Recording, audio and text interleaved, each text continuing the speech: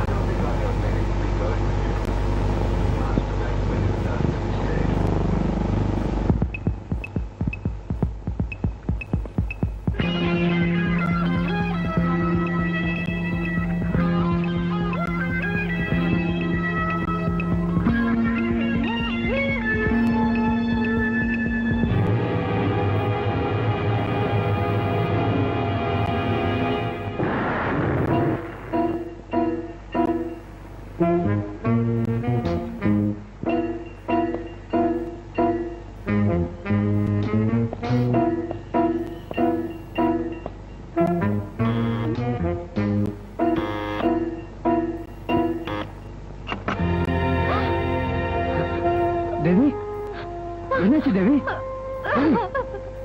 தேவி சொல்லு, என்னாச்சு தேவி?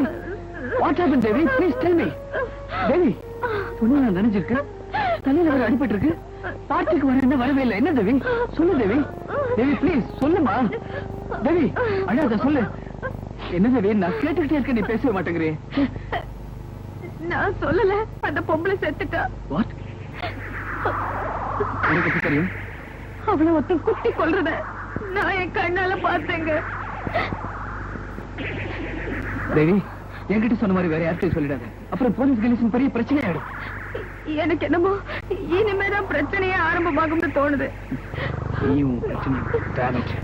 தேவி, நீங்க உன்னை குழப்பிட்டு இருந்தா பிரச்சனை என்னைக்குமே தீராது.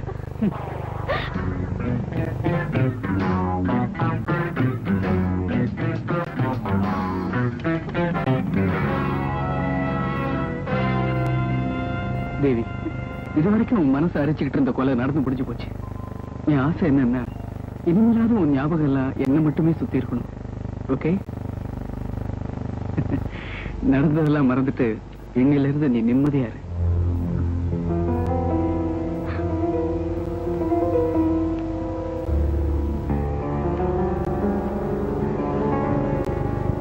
என்ன தேவி, என்ன இப்படி பாக்குற?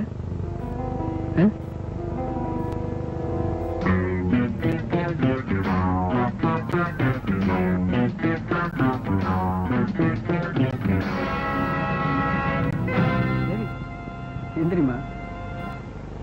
இத பாரு தேவி, நடந்ததெல்லாம் மறந்துட்டு. ஏன்னா இன்னைக்கு நம்ம கல்யாணம் ஆகி 100 நாள் ஆகுது. நீ என்ன பண்ற? குளிச்சுட்டு பூ மாதிரி ட்ரெஸ் பண்ணிட்டு நம்ம பெட்ரூம்க்கு வர. நான் நம்ம பெட்ரூமை பூவாலே அலங்கரிச்சு வைக்கிறேன். ரைட்? ஓகே.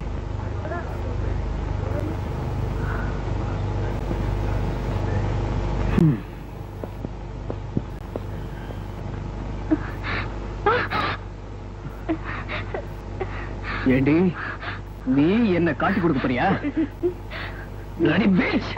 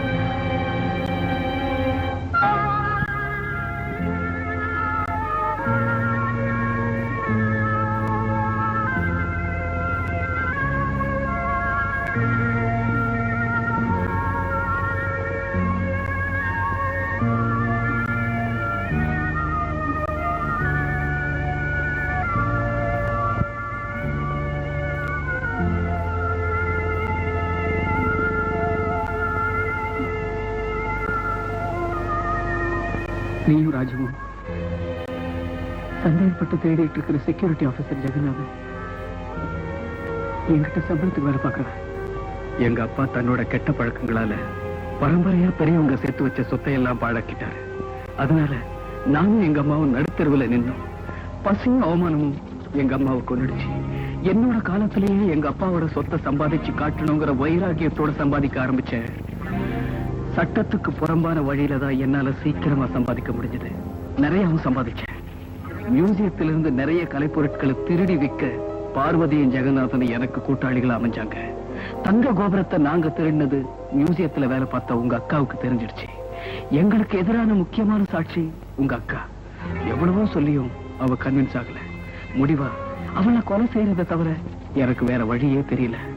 கொன்னுட்டேன். என்னோட கூட்டாளியா இருந்துகிட்டே எனக்கு எதிரா வேலை செஞ்சா பார்வதி. எனக்கு தெரியாம நான் செஞ்ச கொலைய வீடியோ கேமராவில படம் எடுத்து வச்சுக்கிட்டு என்ன பயமுறுத்திக்கிட்டு இருந்தா. இவருக்கு வாடகையா ஒவ்வொரு மாசமும் அவளுக்கு நிறைய பணம் கொடுத்துக்கிட்டு இருந்தேன். கடைசியா அவ கேட்ட தொகை இதுவரைக்கும் நான் சம்பாதிச்ச பணத்தை விட அதிகம். அதனாலதான் அவளை கொண்டு அந்த கேசட்டை எடுத்துக்கிட்டு வர ஜெகநாதன் அனுப்புறேன். நீ இந்த கொலையையும் பார்த்துட்ட. நீ உயிருக்குயிரா நேசிக்கிற உங்க அக்கா கொலையையும் பார்த்துட்ட. உங்க அக்காவை எந்த காரணத்துக்காக கொன்னனோ அதே காரணத்துக்காக தான் உன்னையும் கொல்றேன். என்னை பொறுத்தவரையில எனக்கு பணம் தான் எல்லாம்.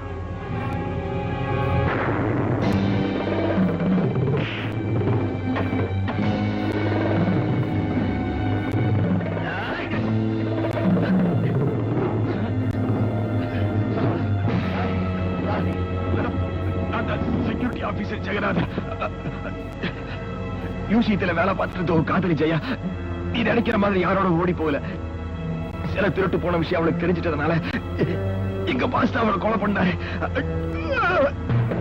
சொல்ல யார் அனுப்புறது?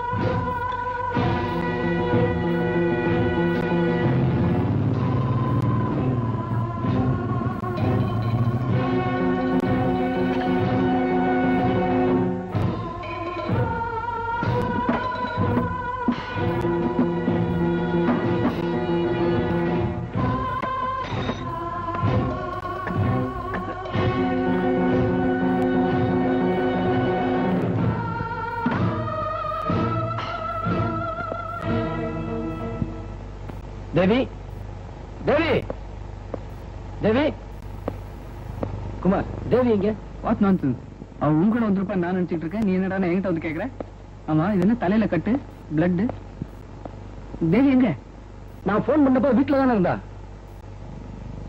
வீட்டை விட்டு வெளியே போக வேணா நான் அவர்கிட்ட சொல்லியிருந்தேனே என்ன சொல்றீங்க ஈவினிங் ஃபங்க்ஷனுக்கு வரேன்னா அங்கேயும் வரல அவளுக்காக வெயிட் பண்ணி பண்ணி கடைசியில வெக்ஸ் ஆகி இங்க வந்தா நீங்க என்னடா